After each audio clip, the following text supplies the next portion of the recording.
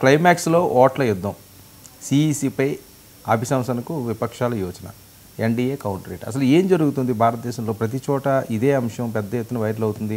అసలు ఆ గెలుపే అప్రజాస్వామికంగా గెలిచారు, ఏదో అయిపోయింది, కోట్లు ఓట్లు పోతున్నాయి. బీహార్లో అదే పరిస్థితి, ఆంధ్రప్రదేశ్లో ఇలా జరిగిందని చెప్పి వైసీపీ అంటది.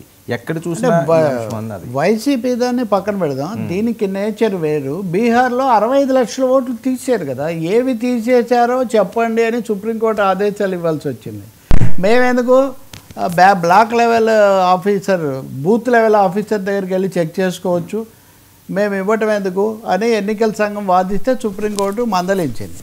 అంటే మీ వ్యవస్థ పెట్టుకొని రాజకీయ పార్టీల దగ్గర ఉన్న ఏజెంట్ల దగ్గరికి వెళ్ళి చూడాల్సిన అవసరం ఏమొచ్చింది, మీరు పెట్టండి అని. సో దాంతో పోస్ట్ చేశారు, 36 గంటల లోపల మీరు పోస్ట్ చేయమన్నారని. ఇప్పుడు 65 లక్షలలో తొలగించిన ఓట్లు పెట్టారు. వర్మ పెద్ద అన్నమంతా పట్టుకొని చూడక్కర్లేదని ఒక విషయం ఆలోచించండి. సమగ్ర ప్రత్యేక పరిశీలన చేసిన తర్వాత ఒక్క ఓటు కూడా చేర్చలేదు.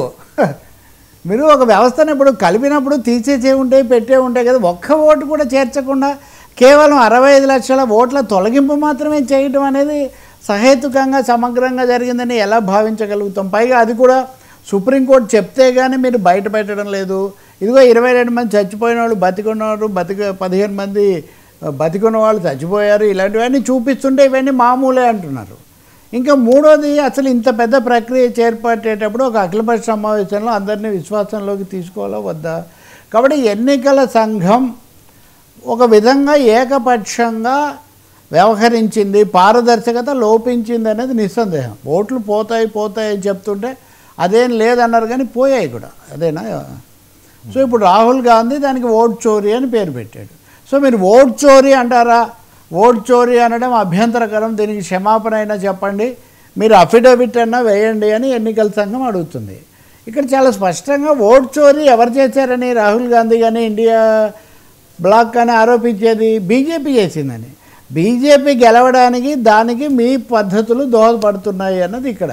కాబట్టి రాజ్యాంగ వ్యవస్థను ఎన్నికల చోరీ అన్నది కాదు, బీజేపీ ఎన్ని ఓట్ల చోరీకి మీరు దోహదపడ్డారు, మీరు కారకులుగా ఉన్నారన్నది అన్ని పార్టీలు విమర్శిస్తున్నాయి. ఇటువంటి సమయంలో ఎన్నికల సంఘం ఏం చేయాలి? అఖిలపక్షాన్ని పిలవాలి, లేదా మీలాంటి జర్నలిస్టులను తీసుకొని వాళ్ళకెళ్ళి ఇంటర్వ్యూ ఇవ్వాలి. అంతేగాని వాళ్ళు ఒక కౌంటర్ అటాక్. ఇప్పుడు ఒక బీజేపీ, కాంగ్రెస్, రాహుల్ గాంధీ లేకపోతే నడ్డా, మోదీ మాట్లాడుకోవచ్చు, మోదీ అతీతుడు అనుకుంటే నడ్డా, అమిత్ షా. కానీ ఎన్నికల సంఘం సవాళ్ళు చేయడం ఏంటంటే, ఇంతవరకు భారతదేశ చరిత్రలో ఎన్నికల సంఘం ఒక పార్టీకి సంబంధించింది కాదు, కేంద్రానికి మాత్రమే సంబంధించింది కాదు. మీరు క్షమాపణ అయినా చెప్పండి, అఫిడవిట్ అయినా వేయండి అని క్షమాపణ చెప్పడం ఎప్పుడు జరుగుతుంది? అసలు మీరు సుప్రీంకోర్టులో కేసు విచారణ జరుగుతుండగా సవాళ్ళు విసరాల్సిన అవసరం ఏమొచ్చింది?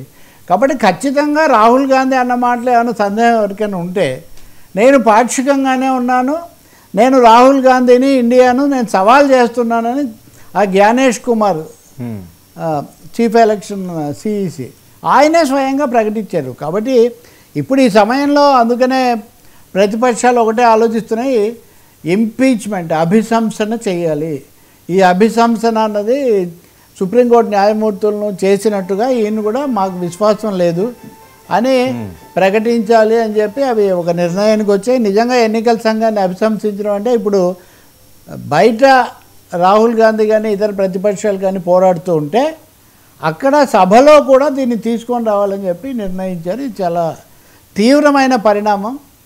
ఎన్డీఏ కౌంటర్ చేస్తూనే ఉంది. ఎన్డీఏ ఏమని కౌంటర్ చేస్తుంది? మీరు విదేశాల ఏజెంట్లు, ఎన్నికల సంఘము ఎన్డీఏ ఏజెంట్ అంటేనే అంత కోపం వచ్చిందే, మీరు విదేశాల ఏజెంట్లు అంటే ఎంత కోపం రావాలండి? ఎక్కడో బీహార్లో మామూలు ఓటు తీసేయడం కాదు, సోనియా గాంధీ ఓటే దొంగ ఓటు.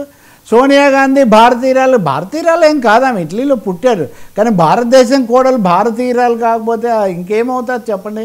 పౌరసత్వాన్ని ముందు వెనక మార్చుకొని ఉన్నారు దాన్ని. కాబట్టి ఇక్కడ ఒక విధంగా ప్రతిపక్షానికి అగ్రనేతలుగా ఉన్న వాళ్ళని అవమానించుకుంటూ, వాళ్ళు అసలు ఈ దేశస్తులే కాదనుకుంటూ, ఈ ఎన్డీఏ కంటే కూడా బీజేపీ అనాలి, బీజేపీ ఏకపక్షంగా కొమ్ము కాస్తుంది. ఈ సమయంలో పార్లమెంట్లో ఈరోజు దాదాపు కురుక్షేత్రమే జరిగింది, ఇది ఇంకా ముగియలేదు. నిజంగా ఇంపీచ్మెంట్ మోషన్ అభిశంసన తీర్మానం ఇస్తే ఏం జరుగుతుంది అనేది ఒకటి చూడాలి. సుప్రీంకోర్టులో కూడా విచారణ కొనసాగుతుంది. సుప్రీంకోర్టు కూడా చాలా ఆగ్రహంగా ఉంది ఈ జరిగినటువంటి తీరు పట్ల. ఇది ఏ పరిణామాలకు దారితీస్తుంది? ఒక విధంగా ఇది భారత రాజకీయాలలో ఎమర్జెన్సీ కాలం తర్వాత వచ్చిన అతిపెద్ద కల్లోలం, అతిపెద్ద సంక్షోభం అని మనం భావించాల్సి వస్తుంది. ఎన్నికల వ్యవస్థను, ఎన్నికల నిర్వహణనే మిగిలిన అన్ని ప్రతిపక్షాలు సవాల్ చేస్తున్నాయి. కాబట్టి ఇది ఎక్కడికి దారితీస్తుంది? ఎన్డీఏ నిజంగా పట్టువిడుపులు ప్రదర్శించి అలాగే పార్లమెంట్లో చర్చించి సుప్రీంకోర్టుకు మార్గం చూపితే మంచిది. రెండోది, బీహార్లో చేసిందే బెంగాల్లో చేస్తాము, బెంగాల్లో చేసిందే మేము మళ్ళీ అస్సాంలో చేస్తామని కూడా వాళ్ళు బెదిరిస్తున్నారు. బీహార్దే ఇంకా తేలకుండా మీరు మిగతా చోట్ల గురించి ఎందుకు మాట్లాడుతున్నారు? కాబట్టి ఈ ఓట్ చోర్ అన్నది చాలా సీరియస్ రాజకీయమైనటువంటి పరిణామం దేశంలో.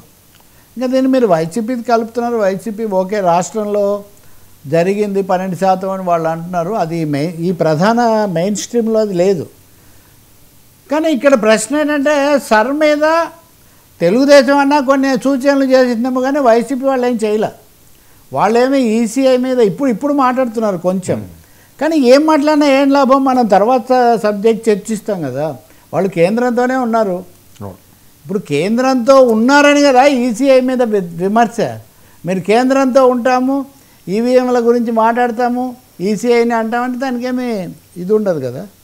కాబట్టి ఇది ఎక్కడికి దారితీస్తుంది? ఒక విధంగా రాహుల్ గాంధీ సరే ఆయన ప్రతిపక్ష నాయకుడు, ఇండియా కాంగ్రెస్ నాయకుడు కాబట్టి మిగిలిన పార్టీలన్నీ కూడా అక్కడ ఉన్నాయి. బీహార్లో ఇప్పుడు యాత్ర కూడా జరుగుతుంది, ఓటు అధికార యాత్ర అని దానికి పేరు పెట్టారు. కాబట్టి ఈ అప్రకటిత అత్యవసర పరిస్థితి అంటున్నాం కదా, మనం అంటున్నారు కదా. కాబట్టి ఈ అప్రకటిత అత్యవసర పరిస్థితిలో అతి తీవ్రమైన యుద్ధం ఈ బీహార్ ఓట్ల యుద్ధం అని మనం చెప్పాల్సి ఉంటుంది. సరే, ఎన్నికల సంఘం సవాల్ కూడా వాళ్ళు ఒకటి చూడండి, మీరు అఫిడవిట్ అయినా ఇవ్వండి, క్షమాపణ అయినా చెప్పండి, మూడో ఆప్షన్ లేదంటున్నారు. మూడో ఆప్షన్ మేము చర్య తీసుకుంటాము, మేము కేసు వేస్తామని వాళ్ళు ఏం చెప్పడం లేదు.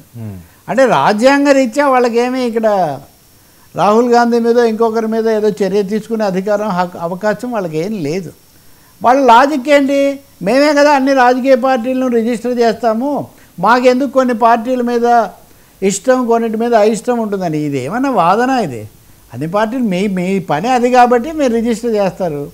అలాగైతే జనన మరణాలు రిజిస్టర్ చేసేవాడు కూడా ఒకడు ఉంటాడు. వాడికి ఏం సంబంధం? భారతదేశంలో అందరూ అక్కడ రిజిస్టర్ చేసుకుంటారు. కాబట్టి ఎన్నికల సంఘం ఖచ్చితంగా ఒక పాక్షిక వైఖరితో ఉందని ఎన్నడూ లేనంత తీవ్రమైన నింద మోస్తూ ఉంది. దీన్ని ప్రక్షాళన చేసుకోవాల్సింది వాళ్ళే.